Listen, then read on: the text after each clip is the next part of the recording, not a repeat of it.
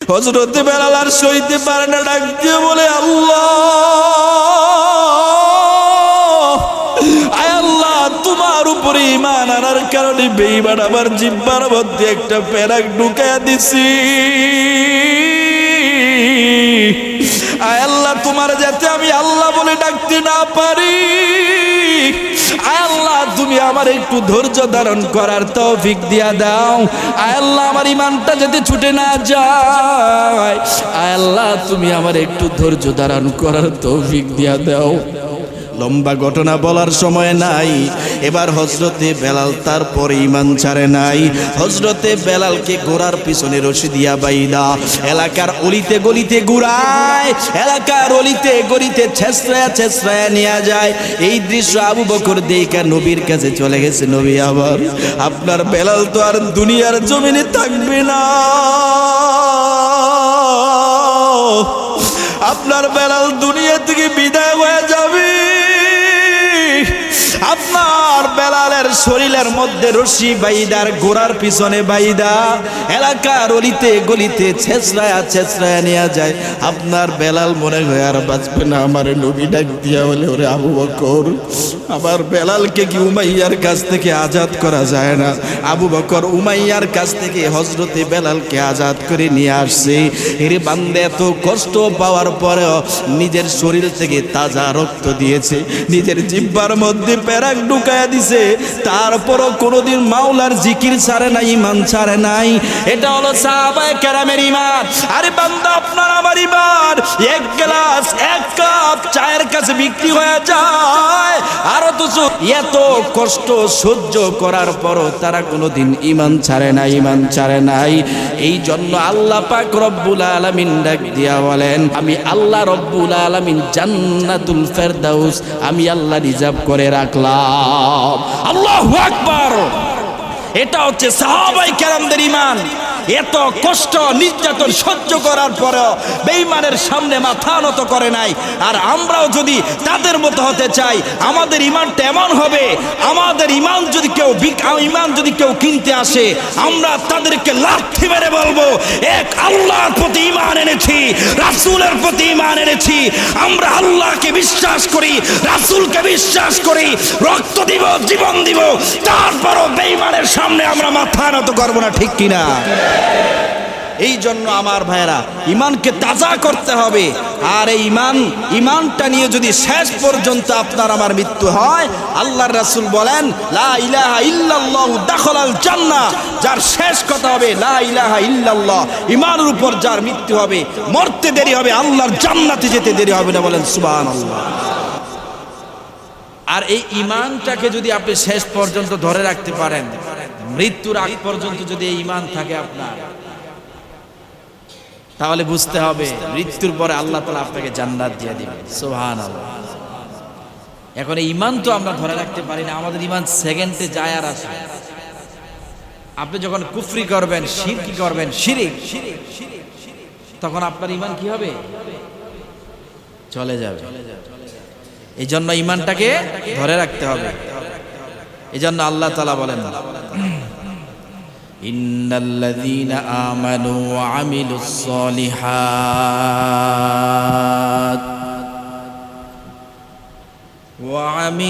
সালিহাতি কানাত লাহুম জান্নাতুল ফিরদাউসি নুজুলা। আল্লাহ পাক রব্বুল আলামিন কোরআনের মধ্যে জানায় দেয়, ইন্নাল্লাযীনা আমানু, নিশ্চয়ই যারা ঈমান এনেছে, ওয়া আমিলুস সালিহাত, দুই নম্বরে যারা নেক কাজ করেছে, সৎ কাজ করেছে, অর্থাৎ ভালো কাজ করেছে, আল্লাহ পাক রব্বুল আলামিন বলেন, আমি আল্লাহ তাদেরকে একটা পুরস্কার দিব। বলে পুরস্কারটা কি? আল্লাহ বলেন, কানাত লাহুম জান্নাতুল ফিরদাউসি নুজুলা। অর্থাৎ আল্লাহ পাক রব্বুল আলামিন বলেন, এক নাম্বার হলো ঈমান, দুই নাম্বার হলো নেক আমল, অর্থাৎ ভালো কাজ, সৎ কাজ যারা করবে, আল্লাহ পাক রব্বুল আলামিন বলে দুইটা কাজের সমন্বয় আমি আল্লাহ পাক রব্বুল আলামিন আমার বান্দাকে পুরস্কার হিসাবে জান্নাতুল ফেরদাউস দান করে দিব।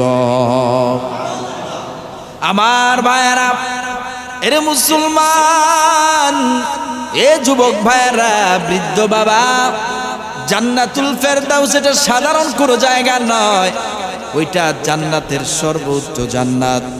আর ওই জান্নাতুল ফেরদাউস যখন আল্লাহ তাআলা আপনাকে আমাকে দান করবেন, বান্দা ওখানে কয়দিন থাকবে? একদিন, 2 দিন, 3 দিন, 4 দিন? বলে না না, বান্দা ওই জান্নাতুল ফেরদাউসে ঢোকার পরে কি আবার বের হয়ে যাবে? না না, আল্লাহ পাক রব্বুল আলামিন সূরাতুল মুমিনুনের মধ্যে জানায় দেয়, আল্লাহ তাআলা জানায় দেয়, আল্লাযীনা ইয়ারিসুনাল ফিরদাউসা হুম ফিহা খালিদুন। আল্লাহ পাক রব্বুল আলামিন বলেন, আমার বান্দা ওইখানে 1 দিন নয়, 2 দিন নয়, 3 দিন নয়, আল্লাহ তাআলা সূরাতুল মুমিনুনের মধ্যে আমার আল্লাহ বলেন, আমার আল্লাহ ওখানে সারা জিন্দেগি ভর ওইখানে চিরস্থায়ী বসবাস করবে। বলেন সুবহানাল্লাহ। অর্থাৎ আমার ভাইয়েরা, আল্লাহ পাক রব্বুল আলামিন জানায় দিয়েছে, পৃথিবীর মানুষরা শুনে নাও, আমি আল্লাহ পাক রব্বুল আলামিন যেই জান্নাত তোমাদেরকে দান করব, যেই জান্নাত পুরস্কৃত করব, ওইখানে তোমরা চিরস্থায়ী বসবাস করবা। তবে কাজ হবে 2টা। বলেন কয়টা? আরো জোরে বলতে হবে, কয়টা? 1 নাম্বার হলো আল্লাহর প্রতি ঈমান আনতে হবে। এই ঈমানটা আনার পরে মৃত্যুর আগ পর্যন্ত ঈমানটাকে ধরে রাখা, ওয়া আমিলুস সলিহাত। 2 নাম্বার হলো নেক কাজ করা, ভালো কাজ করা। এই 2 কাজ করতে পারলে আল্লাহ তাআলা এই পুরস্কার আপনাকে আমাকে দান করবে। তার মানে আমার ভাইয়েরা, ঈমানটা আমাদের রাখা অত্যন্ত জরুরি এবং প্রয়োজনীয় বিষয়। কি বলেন আপনারা? এই ঈমান, এটা যে কত দামি এক সম্পদের নাম। এই ঈমান, এটা দামি একটা সম্পদের নাম। এই ঈমানটাকে ধরে রাখতে হবে রে ভাই। এই ঈমান চলে গেলে চলবে না।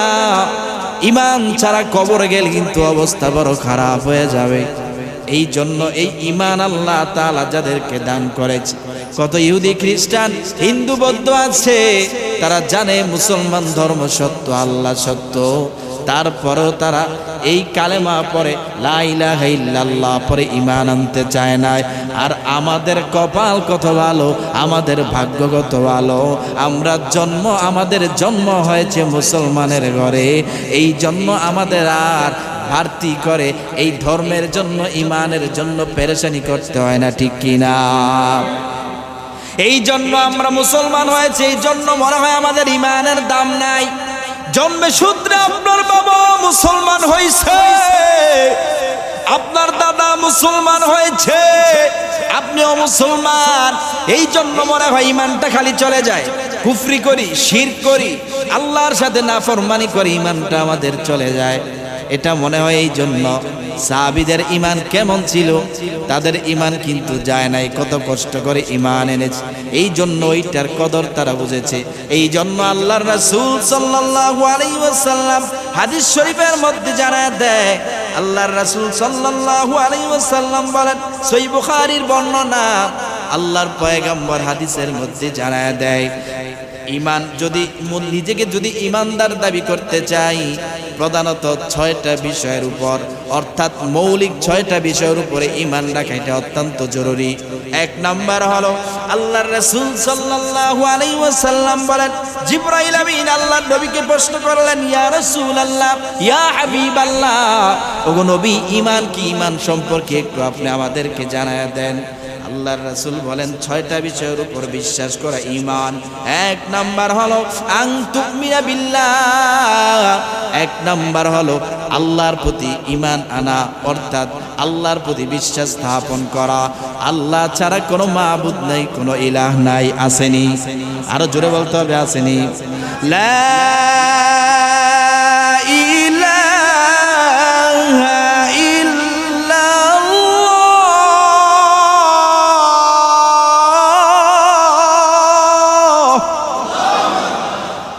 ছাড়া কোনো মাবুদ নাই, আল্লাহ ছাড়া কোনো ইলাহ নাই, ওইটার উপর বিশ্বাস থাকতে হবে। আল্লাহ ছাড়া কোনো রব আমাদের নাই।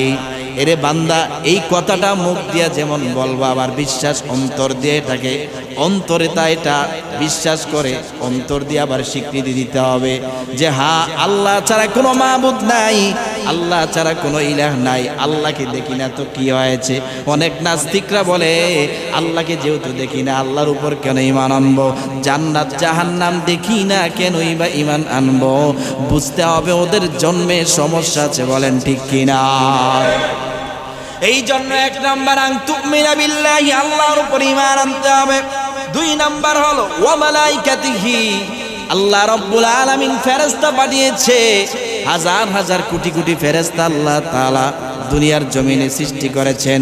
আপনার আমার 2 কাঁধেও ফেরেশতা আছে, আমরা কি কেউ দেখছি নাকি? বলে না না, কেউ যেহেতু আমরা দেখি না, তাহলে যদি মনে করি না বিশ্বাস করব না, আপনার ঈমান থাকবে না, ঈমান চলে যাবে। এই ফেরেশতা যে আছে, আপনার আমি কি করতেছি ওইটা যে লিখতেছে, ভালো কাজ করলেও লেখে, খারাপ কাজ করলেও লেখে, ওইটার উপর বিশ্বাস করা, অর্থাৎ ফেরেশতা দেখি না তারপরও বিশ্বাস করা, এটা হলো 2 নম্বরে ঈমানের মৌলিক বিষয়ের 2 নাম্বার হচ্ছে, এটাও ঈমানের 2 নাম্বার মৌলিক বিষয়। বলেন ঠিক কিনা?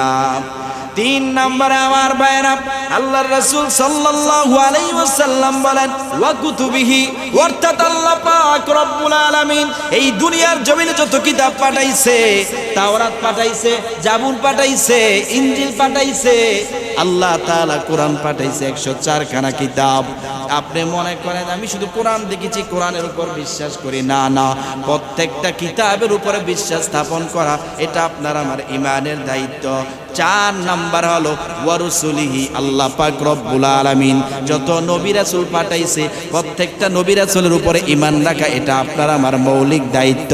এরে মুমিন মুসলমান ঈমানদারেরা, আপনারা যদি মনে করেন আমি তো পয়গম্বর মুসা নবীকে দেখি নাই, পয়গম্বর ঈসা নবীকে দেখি নাই, মুহাম্মাদুর রাসূলুল্লাহ সাল্লাল্লাহু আলাইহি সাল্লাম কেউ দেখি নাই, তাহলে কেন ঈমান আনবো? না না, আল্লাহ বলেন আমি আল্লাহ রব্বুল আলামিন এই দুনিয়ার জমিনে যত পয়গম্বর পাঠাইছি, যত নবী আমি আল্লাহ রব্বুল আলামিন পাঠাইছি, প্রত্যেকটা নবী রাসূলের উপরে ঈমান রাখা, বিশ্বাস করা, এটা হলো বান্দা আপনার আমার ঈমানি দায়িত্ব। বলেন ঠিক কিনা?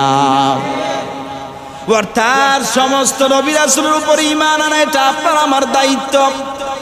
এই জন্য আল্লাহর রাসূল বলেন, জিবরাইল আমিন যখন প্রশ্ন করেছে, আল্লাহর পয়গম্বর জানায় দেয়, জিবরাইল আমিন ভালো করে শুনে নাও, এই 6টা বিষয়ের উপর ঈমান আনা, এই 6টা বিষয়কে বিশ্বাস করা, এটার নাম হলো ঈমান।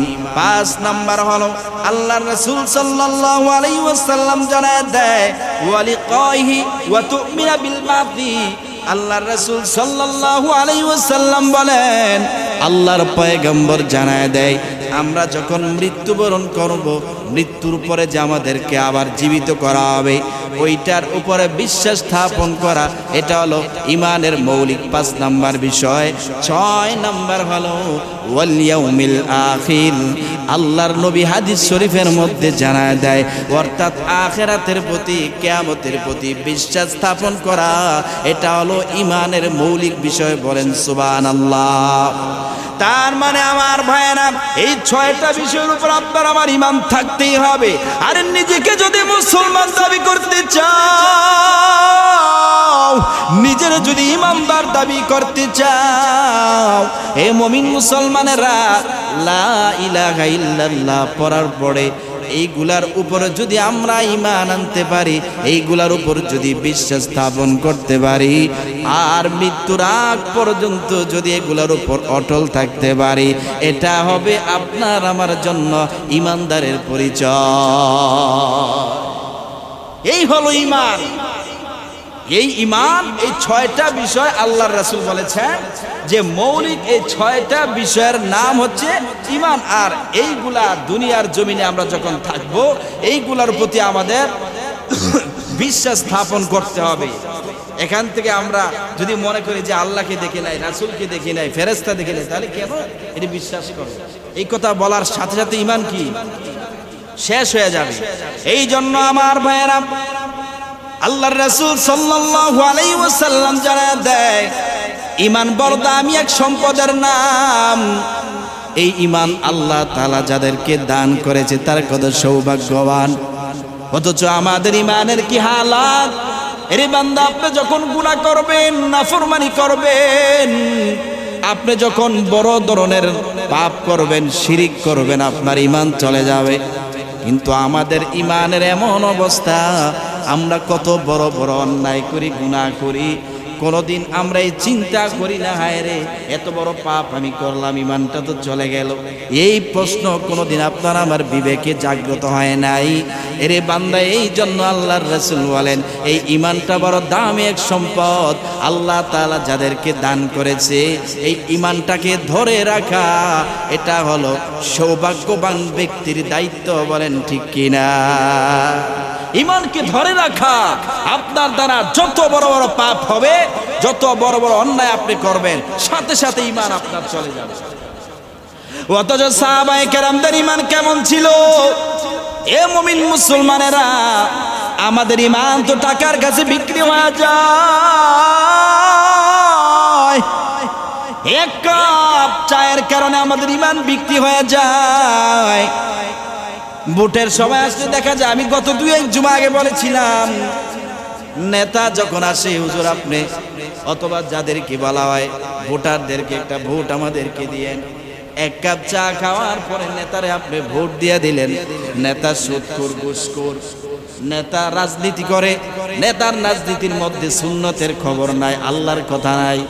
এই সমস্ত মানুষ যে নামাজ পড়ে না, আল্লাহর কথা মানে না, সুন্নত অনুযায়ী চলে না, ওই নেতা এক কাপ চা আপনার খাওয়ায় দিল, আপনি তাকে ভোট দিয়ে দিলেন, তার মানে ঈমানটা বিক্রি করে দিলেন। এই ঈমান যে আপনি বিক্রি করলেন, ভালো করে বুঝবেন, আপনারা জ্ঞানী মানুষ। এই ঈমান বিক্রি করার কারণে সে যদি প্রতিনিধি হয়, সে যত গুনাহ করবে, অন্যায় করবে, যত পাপ করবে, একটা পার্সেন্টেজ আপনার আমলনামায় ঢুকতে থাকবে। বলেন নাউজুবিল্লাহ। অথচ আমার ভাইরা, সাহাবায়ে কেরামের ঈমানটা কত দামি! আরে সাহাবায়ে কেরাম ঈমানের জন্য কত কষ্ট করেছে। অথচ আপনার আমার ঈমান কেমন? হযরত আবু বকর ঈমানটা কেমন ছিল? হযরত উসমান আলীর ঈমান কেমন ছিল রে বাবা? হযরত বেলালের ঈমান কেমন ছিল? হযরত বেলাল ছিল গরিব একজন সাহাবী, টাকা নাই, পয়সা নাই, বাড়ি নাই, গাড়ি নাই। হযরতে বেলাল একজন গরিব সাধারণ মানুষ ছিল, তার ঈমানটা কত মজবুত দেখেন। টাকার কাছে আর চায়ের কাপের কাছে ঈমান বিক্রি হয় না, একটু চিন্তা করবেন। হযরতে বেলাল রাদিয়াল্লাহু তাআলা আনহু গরিব একজন সাহাবী, তিনি ছিলেন উমাইয়া ইবনে খলফের গোলাম। উমাইয়ার বাড়িতে হযরতে বেলাল সব সময় কাজ করে, যেই টাকা পাইতো ওইটা দিয়ে তিনি সংসার চালাইতো, নিজে চলতো। হযরতে বেলাল রাদিয়াল্লাহু তাআলা আনহু একদিন আল্লাহর নবীর সংবাদ পাইয়া আল্লাহর নবীর কাছে চলে যায়। আল্লাহর নবীর কাছে যাইয়া ইসলামের কথা শোনার পর হযরত বেলাল রাদিয়াল্লাহু তাআলা আনহু আল্লাহর কথা শোনার পরে কথাগুলো এত ভালো লাগছে, হযরতে বেলাল আল্লাহর নবীর কাছে কালেমা পড়ে মুসলমান হয়ে গেছে। আল্লাহু আকবার।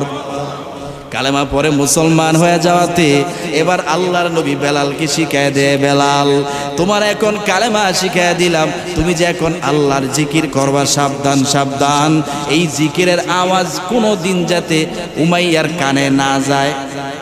উমাইয়ার কানে কি? কিন্তু হযরত বেলাল রাদিয়াল্লাহু তাআলা আনহু উমাইয়ার বাড়িতে কাজ করার পর যখন সময় পায়, হযরত বেলাল সময় যখন পায়, তখন তিনি তার ঘরের মধ্যে, রুমের মধ্যে বসে বসে আহাদ আহাদ বলে জিকির করে। অর্থাৎ কাজের বাইরে যে সময়টা পায়, ওই সময়ে তিনি আল্লাহকে ডাকে, আল্লাহ আল্লাহ বলে, আহাদ আহাদ বলে ডাকে। হযরতে বেলাল বলে, জিকিরের মধ্যে আমি এত মজা পাই, এত মজা পাই, এই জন্য কাজ শেষ করার পরে আল্লাহর জিকির করতে থাকে। উমাইয়া এবার ডাক দিয়া বলে, বেলাল আমার এখানে কাজ করে, ভালো কথা, কাজের পরে বেলাল কি করে আমি একটু বেলালকে দেখতে চাই।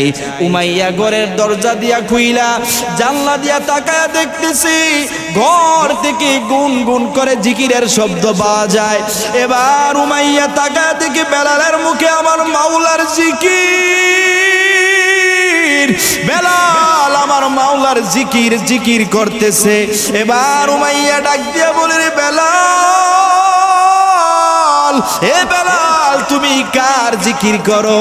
বেলাল ডাক দিয়া বলে, রে উমাইয়া আমি তো আমার মাওলার জিকির করি, আমি আমার মালিকের জিকির করি। উমাইয়া ডাক দিয়া বলে, তোর আমার মাওলা কে? তোর আমার মালিক কে? আমি তো তোর মালিক। বলে, না না, আমার মালিক হলো এমন রব যিনি তোমারেও বানাইছে, আমি বেলালকেও বানাইছে। আল্লাহু আকবার। অর্থাৎ তোমার যে আল্লাহ বানাইছে, তোমার যে আল্লাহ বানাইছে তিনি আমার রব, তিনি আমার মালিক, তিনি আমার আল্লাহ। এবার উমাইয়া ডাক দিয়া বলির, বেলাল আমার আর বোঝার বাকি নাই, তুই মনে হয় মুহাম্মদের ধর্ম গ্রহণ করেছে? বলে, হ্যাঁ। বলে, আমি মুহাম্মদের ধর্ম গ্রহণ করেছি। এ বেলাল সাবধান, তাড়াতাড়ি মুহাম্মদের ধর্ম ত্যাগ করে দে, ত্যাগ করে দে। বলে, না না, আরে বান্দা, যেই বান্দা এক সপ্তাহ পর্যন্ত পেটের মধ্যে খাবার নাই, ওই বান্দার সামনে যদি আপনি এক সপ্তাহ পরে সামনে তার খাবার নিয়ে যান, ওই বান্দার অবস্থাটা কেমন হবে একটু চিন্তা করে দেখেন। কিন্তু বেলাল ডাক দিয়া বলে, এই ইমানের মধ্যে আমি যে স্বাদ পাইছি, যেই মজা পাইছি, আমি আমার খাবারে এত মজা পাই না, এত মজা পাই না। অর্থাৎ আমি আমার মাওলার জিকিরের মধ্যে যেই মজা পাইছি, আরে আমি এতদিন ছিলাম বেঈমান নাফরমান, আরে মুহাম্মদুর রাসূলুল্লাহর কাছে যাই আমি ধর্ম পালন করলাম, ঈমান আনার পরে আমি আমার মাওলার জিকিরে এত স্বাদ পাই। এ উমাইয়া তুই আমার যত নির্যাতন করো, আমি আমার নবীর উপরে যে ঈমান আনছে, ঈমান আমি কোনোদিন ছাড়তে রাজি নাই। হযরত বেলাল রাদিয়াল্লাহু তাআলা এই কথা বলার পরে এবার উমাইয়া ডাক দিয়া বলে, তোরে আমি খাওয়াই, তোরে আমি লালন পালন করি, কিন্তু তুই মুহাম্মদের ধর্ম ছাড়বি না, তোরে এমনিই ছাড়া যাবে না। হযরত বেলাল রাদিয়াল্লাহু তাআলা নূর উপর অত্যাচার জুলুম শুরু হয়ে যায়। এরে বান্দা, হযরত বেলাল রাদিয়াল্লাহু তাআলা নুকে ওই উত্তপ্ত মরুভূমির মধ্যে নিয়ে যায়। যেই বালুগুলা আছে মরুভূমির মধ্যে, এত পরিমাণ তাপ, এত পরিমাণ গরম, যে বালুর মধ্যে এক সেকেন্ড দাঁড়ানোর ক্ষমতা কারো নাই। হযরত বেলাল রাদিয়াল্লাহু তাআলা আনহুকে ওই মরুভূমির মধ্যে বালুর উপরে রাইখা এবার চতুর্দিক দিয়ে বড় বড় পাথর দিয়া হযরত বেলালকে চাপ দিয়া রাখছে। আর ওই পাথরের চাপে নিচের থেকে বালুর তাপের কারণে, গরমের কারণে হযরত বেলাল রাদিয়াল্লাহু তাআলা আনহুর চামড়াগুলোর মধ্যে ঠুস পড়ে রক্ত বের হয়ে যায়। হযরত বেলাল রাদিয়াল্লাহু তাআলা আনহুর ওই চামড়াগুলা খসে খসে জমিনের মধ্যে পড়ে যায়। হযরত বেলাল রাদিয়াল্লাহু তাআলা আনহুর সাথে সাথে বেহুশ হয়ে গেছে। উমাইয়া এবার হযরত বেলালকে রাইখা দূরে চলে যায়। একটু পরে তাকায়া দেখে উমাইয়া যে বেলালের কি অবস্থা, একটু দেখি ঈমানটা ছাড়ছে কিনা। উমাইয়া আইসা তাকায়া দেখে বেলাল বেহুশ হয়ে পড়ে আছে। উমাইয়া হযরত বেলালের দিকে তাকায়া দেখতেছে বেলাল বেহুশ হয়ে পড়ে আছে, কিন্তু ঠোঁট গুনা নাড়তেছে। এবার উমাইয়া মনে করছে বেলাল মনে হয় ঈমান ছেড়ে দিবে। এর বান্দা উমাইয়া এবার তার কানটা বেলালের মুখের মধ্যে লাগায় দিছে। তাকায় দেখে হযরত বেলাল আমার মাওলার আহাদ আহাদ বলে জিকির করতেছে। এবার উমাইয়া এত পরিমাণ গরম হয়ে গেছে, এত পরিমাণ রাগান্বিত হয়ে গেছে। এবার এলাকার যুবকদেরকে ডাক দিয়া হাতের মধ্যে তরবারি দিয়া বলে, নে নে বেলালকে আঘাত করতে করতে দুনিয়া থেকে বিদায় করে দে। হযরত বেলালকে তরবারি দিক দিয়া চতুর্দিকে আঘাত করে বেলালের চামড়াগুলা কষে কষে পড়ে যায়। হযরত বেলাল রাদিয়াল্লাহু তাআলা আনহুর শরীর থেকে রক্তগুলা গড়ায় গড়ায় পড়ে। তারপরেও হযরত বেলাল ঈমান ছাড়ে না, ঈমান ছাড়ে নাই। এরে বান্দা, সাহাবীদের ঈমানটা কেমন আর আমাদের আমাদের ইমানটা কেমন একটু চিন্তা করেন। চতুর্দিক থেকে যখন তরবারি দিয়ে হযরতে বেলালকে আঘাত করা হয়, হযরতে বেলাল রাদিয়াল্লাহু তাআলা আবার বেহুশ হয়ে জমিনের মধ্যে পড়ে গেছে। এবার উমাইয়া বেলালকে রাইখা দূরে চলে যায়। একটু পরে আবার আসছে, বেলালের কি অবস্থা, বেলাল কি ঈমান ছাড়ছে কিনা। এবার আইসা তাকায় দেখি হযরতে বেলালের হাত পা গুলা কিছুই নাড়াচাড়া করে না, কিন্তু হযরতে বেলালের মুখটা কেমন জানি নাড়াচাড়া করতেছে। এবার উমাইয়া মনে করছে বেলাল মনে হয় ঈমান ছাড়ার জন্য আমাকে বলতেছে। এবার উমাইয়া যখন নিজের কালটা বেলালের মুখের মধ্যে লাগায়া দেয়, তাকায় দেখে এখনো পর্যন্ত বেলাল আল্লাহ আল্লাহ বলে, আহাদ আহাদ বলে আমার মাওলার জিকির করতেছে। এই কারণে হযরতে বেলালের জিহ্বাটা বাইর করে উমাইয়া, এই বান্দাও যখন হযরতে বেলাল বেহুশ হওয়ার পরে আল্লাহর জিকির ছাড়ে নাই, উমাইয়া এবার হযরতে বেলালের জিহ্বাটা টান দিয়া বাইর কইরা হযরতে বেলালের জিহ্বার মধ্যে একটা পেরাক ঢুকায়া দিছে। হযরতে বেলাল আর সইতে পারে না, ডাক দিয়ে বলে আল্লাহ, আয় আল্লাহ, তোমার উপরে ঈমান আনার কারণে বেঈমান আমার জিহ্বার মধ্যে একটা পেরাক ঢুকায়া দিছি।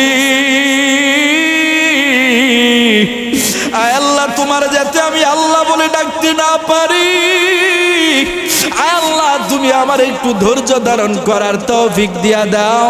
আয় আল্লাহ আমার ঈমানটা যাতে ছুটে না যায়, আয় আল্লাহ তুমি আমার একটু ধৈর্য ধারণ করার তৌফিক দিয়া দাও। লম্বা ঘটনা বলার সময় নাই। এবার হযরতে বেলাল তারপরে ঈমান ছাড়ে নাই। হযরতে বেলালকে ঘোড়ার পিছনে রশি দিয়া বাইদা এলাকার অলিতে গলিতে ঘুরায়, এলাকার অলিতে গলিতে ছেঁচড়ায়া ছেঁচড়ায়া নিয়ে যায়। এই দৃশ্য আবু বকর দেখা নবীর কাছে চলে গেছে। নবী, আবার আপনার বেলাল তো আর দুনিয়ার জমিনে থাকবে না, আপনার বেলাল দুনিয়া থেকে বিদায় হয়ে যাবে। আপনার বেলালের শরীরের মধ্যে রশি বাইদার ঘোড়ার পিছনে বাইদা এলাকার অলিতে গলিতে ছেঁচড়ায়া ছেঁচড়ায়া নিয়ে যায়। আপনার বেলাল মনে হয় আর বাঁচবে না। আমার নবী ডাক দিয়া বলে, ওরে আবু বকর, আমার বেলালকে কি উমাইয়ার কাছ থেকে আজাদ করা যায় না? আবু বকর উমাইয়ার কাছ থেকে হযরতে বেলালকে আজাদ করে নিয়ে আসছে। এর বান্দা এত কষ্ট পাওয়ার পরেও নিজের শরীর থেকে তাজা রক্ত দিয়েছে, নিজের জিহ্বার মধ্যে পেরাক ঢুকায়া দিছে, তারপরও কোনোদিন মাওলার জিকির ছাড়ে নাই, ঈমান ছাড়ে নাই। এটা হলো সাহাবায়ে কেরামের ঈমান। আরে বান্দা, আপনার আমার ঈমান এক গ্লাস এক কাপ চায়ের কাছে বিক্রি হয়ে যায়। আর অথচ সাহাবায়ে কেরামদের ঈমানটা কেমন ছিল, এত কষ্ট সহ্য করার পরও তারা কোনোদিন ঈমান ছাড়ে নাই, ঈমান ছাড়ে নাই। এই জন্য আল্লাহ পাক রব্বুল আলামিন ডাক দিয়া বলেন, আমি আমার বান্দা সাহাবীদের উপরে সন্তুষ্ট হয়ে গেলাম, খুশি হয়ে গেলাম। তারাও আমার উপরে সন্তুষ্ট, তারাও আমার উপরে খুশি। এই জন্য তাদের জন্য আমি আল্লাহ রব্বুল আলামিন জান্নাতুল ফেরদাউস আমি আল্লাহ রিজার্ভ করে রাখলাম। আল্লাহু আকবার। এটা হচ্ছে সাহাবায়ে কেরামদের ঈমান। এত কষ্ট নির্যাতন সহ্য করার পরেও বেঈমানের সামনে মাথা নত করে নাই। আর আমরাও যদি তাদের মতো হতে চাই, আমাদের ঈমানটা এমন হবে, আমাদের ঈমান যদি কেউ কিনতে আসে, আমরা তাদেরকে লাথি মেরে বলবো, এক আল্লাহর প্রতি ঈমান এনেছি, রাসূলের প্রতি ঈমান এনেছি, আমরা আল্লাহকে বিশ্বাস করি, রাসূলকে বিশ্বাস করি, রক্ত দিব, জীবন দিব, তারপরও বেঈমানের সামনে আমরা মাথা নত করব না, ঠিক কিনা? এই জন্য আমার ভাইরা, ঈমানকে তাজা করতে হবে। আর এই ঈমানটা নিয়ে যদি শেষ পর্যন্ত আপনার আমার মৃত্যু হয়, আল্লাহর রাসূল বলেন, লা ইলাহা ইল্লাল্লাহু দাখালাল জান্নাহ। যার শেষ কথা হবে লা ইলাহা ইল্লাল্লাহ, ঈমানের উপর যার মৃত্যু হবে, মরতে দেরি হবে, আল্লাহর জান্নাতে যেতে দেরি হবে না। বলেন সুবহানাল্লাহ।